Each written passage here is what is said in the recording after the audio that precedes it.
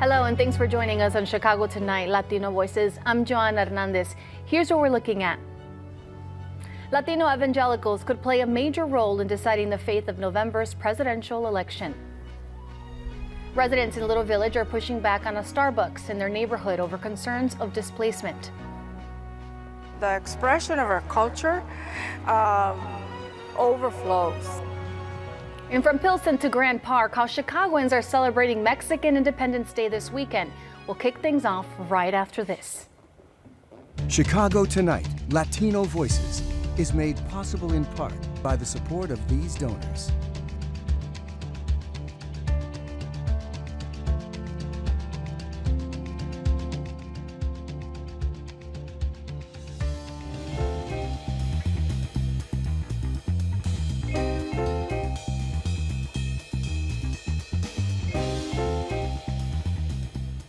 The Latino voting bloc is back in the national spotlight ahead of the November presidential election.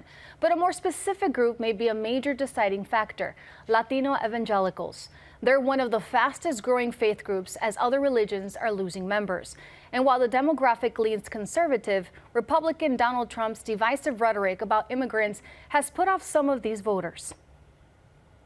In Springfield, they're eating the dogs, the people that came in. They're eating the cats. They're eating the pets of the people that live there. And this is what's happening in our country. Also, at this week's debate, Kamala Harris tried to make an appeal to religious voters on a controversial topic. A survivor of a crime of violation to their body does not have the right to make a decision about what happens to their body next. That is immoral. And one does not have to abandon their faith or deeply held beliefs to agree. The government, and Donald Trump certainly, should not be telling a woman what to do with her body. Joining us now with more, Pastor Javier Gonzalez of El Verbo de Dios Church in Melrose Park. And via Zoom, we have Patricia Ruiz Cantu of Evangelicals con Harris. Thank you both for joining us. Javier, I want to start with you. For people who don't really know about your faith, tell me what it means to be an evangelical member. Well, I would say to be an evangelical member, it's not so much the title as it is a lifestyle. To be devoted to the Word of God, to study the Word, to have a relationship with the Lord Jesus Christ specifically. I think it's key in your faith walk as an evangelical Christian. And same question for you, Patricia. What would you say it is to be an evangelical member? To be an evangelical for me is follow the Word of Jesus Christ and follow His doctrine, and the most important thing is following His teaching and what He has taught us through His life. And as we know, there are only 53 days left until the election. You're both confident in who you're casting your vote. Javier, what issues are most important to you? Well, definitely, I would think three major issues, right? That's honor. Whoever the candidate is who would win this election, that they would honor the people of the United States, the hardworking Americans of all races and nationalities. Definitely the fabric of America, it's consisting in the respect of life, that we would respect life, and also that we would honor the families of this nation. And Patricia, same question for you. What issues are most important for you right now? Well, for me, and one of the reasons why I'm part of this Evangelicals for Harris is the respect. We have to respect. We have to value humans in general. Jesus Christ came for everybody, not just a specific breed of people or anything like that. He came and died for every single individual. And this country was, the founding fathers is in God we trust. So for me, it is extremely important that we value and respect each human being in this country. So every citizen, everybody that lives here. And you were actually in Chicago for the Democratic National Convention. Why was it important for you to be there? For me, it was important to be there because I wanted to see and talk to other Democrats. I wanted to hear what was the plan. I wanted to be in there to be able to, as an evangelical, we believe that we have the Spirit of the Lord in us.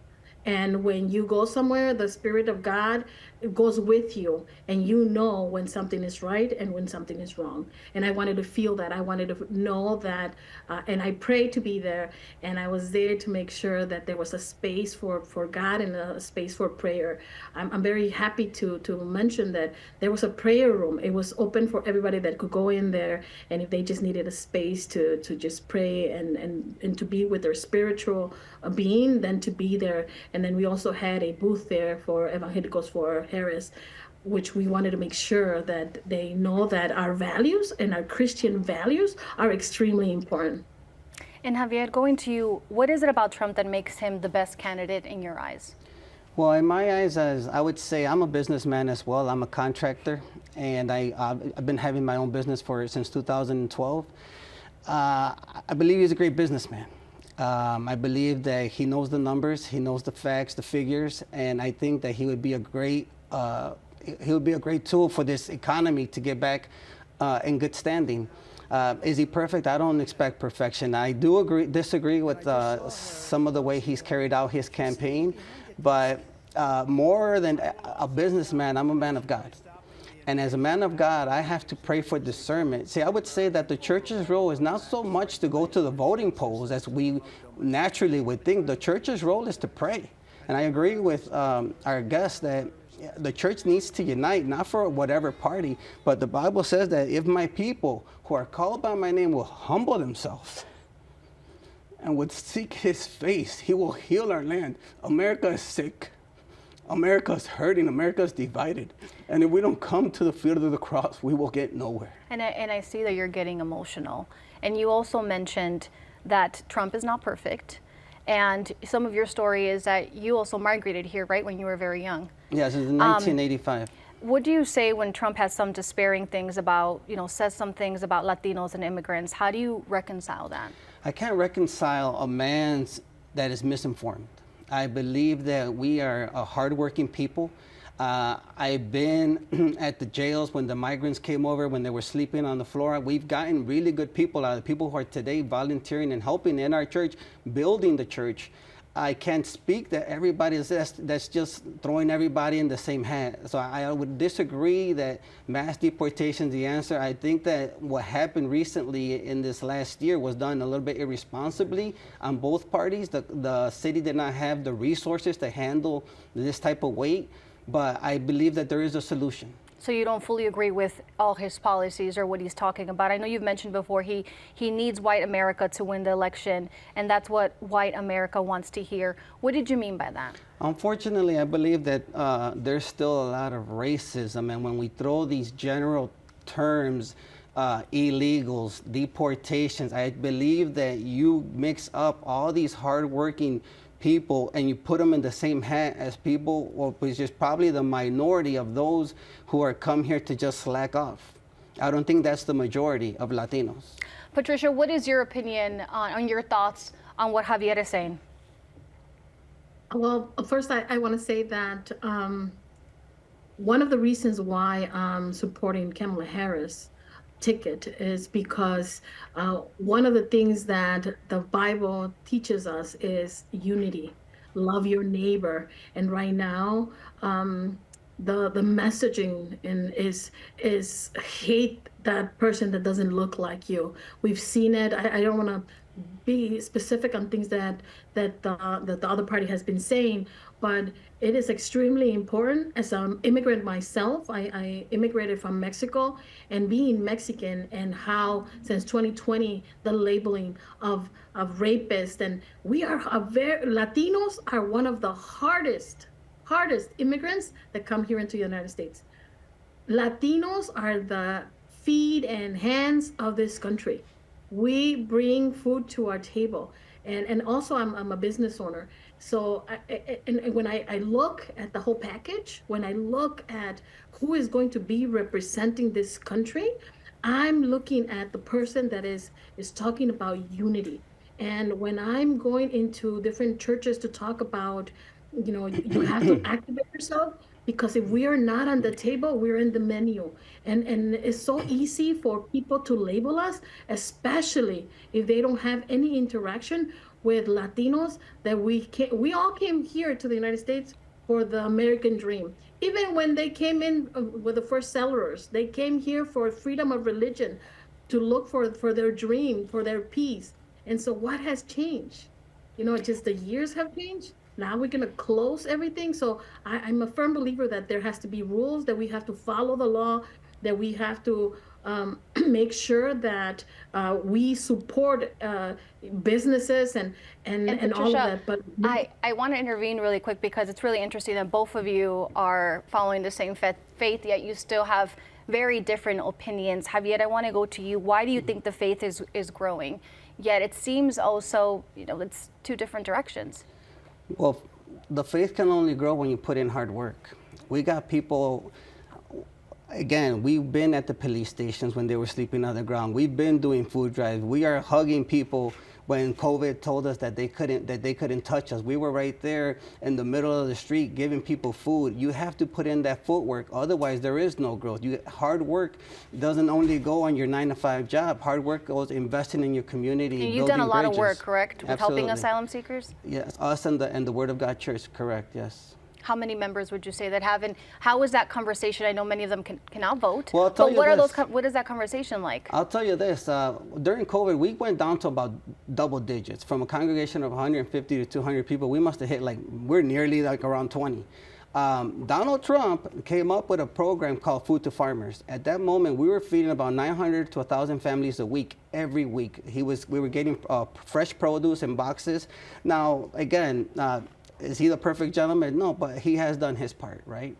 That doesn't make me vote for him. It just makes me see that not all is bad.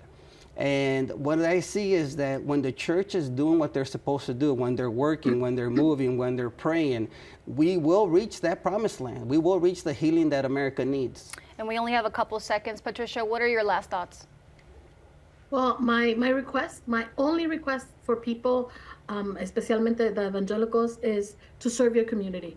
You know, I want you to pledge to serve. You have to serve your community. You have to go out there to know your neighbors, to know the people that the government is going to be representing, and then choose unity and compassion over division. It is extremely important.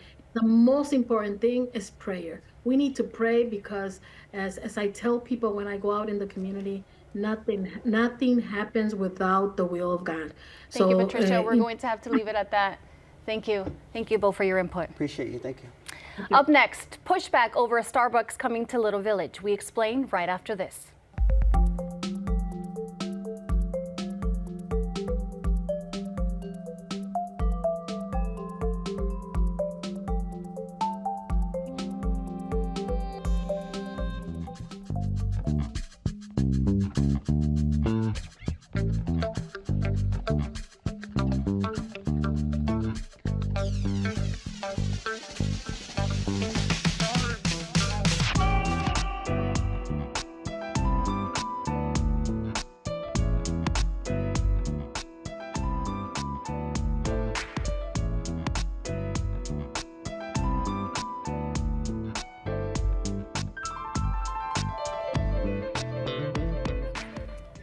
Some Little Village residents say they're facing yet another blow to their community. A Starbucks is set to open at the Little Village Plaza, an area once filled with local vendors and businesses before it was sold to developers. Residents say this is just the beginning of what will lead to gentrification, while others say the community should embrace the investment. Joining us are Baltasar Enriquez, director of the Little Village Community Council, and Alderman Byron Cicho Lopez of the 25th Ward. We also reached out to a representative from Starbucks and did not receive a response. Thank you both for joining us. Baltasar, I want to go to you. There was a community meeting held last week with representatives from Starbucks. What was your message to them? Our message is here, this type of businesses don't correlate, don't not go with our image of a Mexican neighborhood, a Latino neighborhood. And shame on the Chamber of Commerce for supporting these type of businesses. You know, they say, hey, you know, shops, small business, support small business, and then they're gonna let a big corporation come in. Bola de hipócritas, you know, hypocrites. And what we're saying here is that this neighborhood was not handed to us. We fought and fought, and we finally got this big 2-mile radius, 2-mile, another magnificent mile, but it wasn't handed to us. So we don't see the same things that our small businesses are gonna suffer now, right? So to see a Starbucks coming Yes. there, Because we have coffee shops in Little Village. We have Café Catedral, Azúcar, Cafecito, Little Village Cafe. but to see such a big chain doesn't sit well with you. Doesn't also sit with me, but with the neighborhood and the image that we have. And Alderman Byron Teacher Lopez, I want to bring you in. Have you gotten any positive feedback about the store? What are your thoughts? Yes, no, and we have a representative that attended a meeting, and we do hear the concerns of residents. We also recommended to the owners of the site is in where the discount mall or part of what was left is located. So they are doing this licensing by right, is within their mall. However, I do think that the developer continues to ignore the pleas of the community. I think that there are multiple small local coffees like we have in Pilsen, where we have prevented, big change to come in, especially in this case, Starbucks, a corporation that union bossed and quite honestly continues to fund a genocide in Gaza. So for us, I think in the community, we continue to see the preference to local businesses, and hopefully, again, we were committed to bring real investment to the world that supports the small businesses. It is disappointing that they don't listen. And Alderman, did you know that this was the plan for that empty space? So, and Baltasar and I were part of the efforts to try to keep this discount mall open. I think that we have in multiple locations recommended. We did sit down when they tell us about the proposal for the Starbucks, and I was very frank that I would be public about my opposition. However, as you know, in the system where people can choose where to go, whether support or not, they decided to move forward. I do think that there is resistance in the community. I do think that there could be better choices, but ultimately, just given the options that we have, they're operating by right. And I do hear the concerns. And again, I personally do not think that belongs to corporations. And would you say it's disappointing? For me, it's disappointing that we did not provide a space for a small business. We have wonderful coffee shops that would have been a great fit. Unfortunately, again, we have a developer that favors, corporate chains. And Baltasar, your organization started a campaign called Ni una gota, or Not One Drop. Tell me about that. So we want our members and our residents to support our campaign, Ni una gota. We're not going to consume one drop out of their coffee until we sit down at the table and tell Starbucks, shut your operations here or hand over your business to a non-for-profit, similar to Luminati's, which they have a restaurant right on Ogden and Pulaski, and all the money that they make goes to Lawndale Christian Clinic. So either they hand it over to us or get out. So how are you hoping to connect people with this campaign? So the way we're doing it is by letting the people know that we have good coffees in Little Village, Café de Olla, Café Champurrado, and we want to make sure that Starbucks doesn't steal our image by having a horchata latte, a mazapan flavor, frappuccino, because we don't want them to mimic us. You don't believe that reflects the community? No, and Starbucks does not align with our values, and our values is families. And like the alderman said, they support genocide. So their values don't fall with our values and our image. In the community meeting, do you feel the Starbucks representatives were listening to the concerns of the people? No, they were not listening. Were there people in the community who were for it? Maybe one person, but the community, most of the members were not for it, and they did not answer our questions. They didn't know. And when a corporation like this doesn't know, it really means they don't care. And because they have so much money, they're going to do whatever they want. And, again, money here is the big issue. And I can't afford a Starbucks. It's like $5, $6 just for coffie. So our neighborhood cannot afford Starbucks. Do you think this would lead to gentrification? I mean, many people already have said that Pilsen shows how that community has gone gentrified. Are you concerned that Little Village is headed that way? We are very concerned. We've been concerned, and we have made sure that NOVAC gets the message. Yeah, you might own the plaza, but you don't own the neighborhood, and that's what we want to make sure that we choose the destiny of Little Village. That it's our people making the decisions, not people outsiders or people that don't belong in our neighborhood. And Byron and Alderman, the store is already under construction. I passed it the other day. It's set to open the end of the month. Is it too late to stop the plan? Well, I think that as we've seen, the support of the community or the lack of support of the community will decide their fate. I, for one, I support my community. I want to see small businesses like Catedral and many other small businesses. We have John Pimpin, Copo Joe. There's so many small businesses that provide a quality coffee that is aligned with our values. I think that ultimately our community will decide. And I think we're seeing places shutting down when there's no support. I think that ultimately our community coming together, developing alternatives. We're still committed to invest in our community. We just invested in the renewal of the arch, the renovations of the arch in Little Village. And we continue to fight to create a space for the discount vendors that were displaced by the same developer. We'll continue to make sure that we prioritize small businesses and people over profit. Well, thank you, Alderman. Thank you both for your input. Guess we'll have to see what happens next. Yeah. Up next, a look at how Chicagoans are celebrating Mexican Independence Day.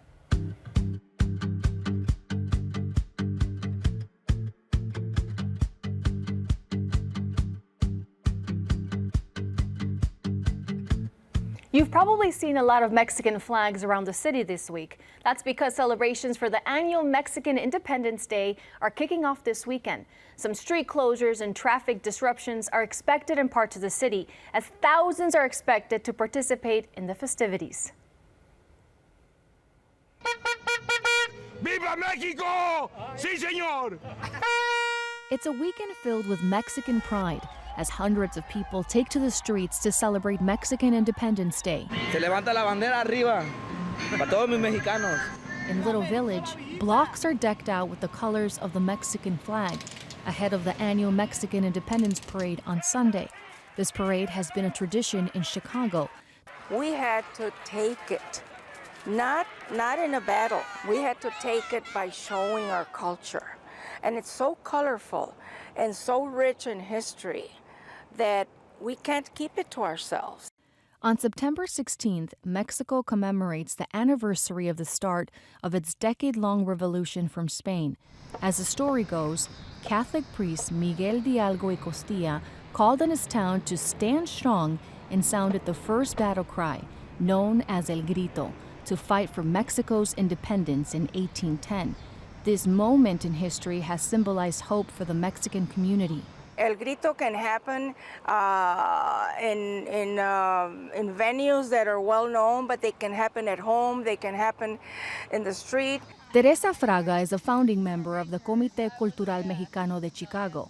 She has been instrumental in organizing the Pilsen Annual Grito celebration at Harrison Park. This year, the ceremony is taking place on Sunday outside the Benito Juarez Community Campus and will include food, music, and student performances. I think that El Comité Cultural Mexicano, what we have done is that we are showcasing a hidden jewel in having it here at Plaza de los Héroes. Meanwhile, at Butler's Field at Grand Park, tents and a stage are being set up for a two-day Mexican festival scheduled for this weekend. We feel like we wanted to bring an organized and a really festive and fun and vibrant festival to the city of Chicago, to right downtown, so that people have an outlet. It has been more than a decade since the last Mexican festival took place downtown. Organizers say they have been working for 2.5 years to revive the culture event. We need to be here. We're over 1.8 million Mexicans in the city of Chicago, so we need to represent. The city-sponsored festival will feature a range of musical performances, including mariachi bands, traditional dancers, a variety of food options, and an arts section curated by the National Museum of Mexican Art. But this is not just about Mexicans to come and celebrate. This is to open up our hearts to every community member to come and learn about our culture. Caravans have also played a significant role in Chicagoan celebrations.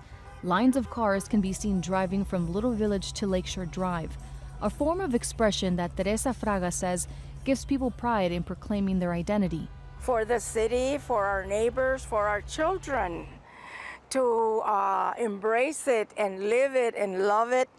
And, you know, now the caravans are representative of that expression. And police leadership have reportedly said there will be zero tolerance for any caravaning, but it's unclear what that means as thousands of drivers have participated in the past. Police say they will close streets if necessary to control traffic. If the department does shut down areas of the loop, there will be access points along Halsted Street, Division Street, and Washington Boulevard, among others. You can see the full list and details on these events on our website. And that's our show tonight for this Thursday night. Join us tomorrow night at 5:37 and 10. Now, from all of us here at Chicago Tonight Latino Voices, I'm Joanna Hernandez. Thank you for watching. Stay safe and healthy. Good night. And Viva Mexico.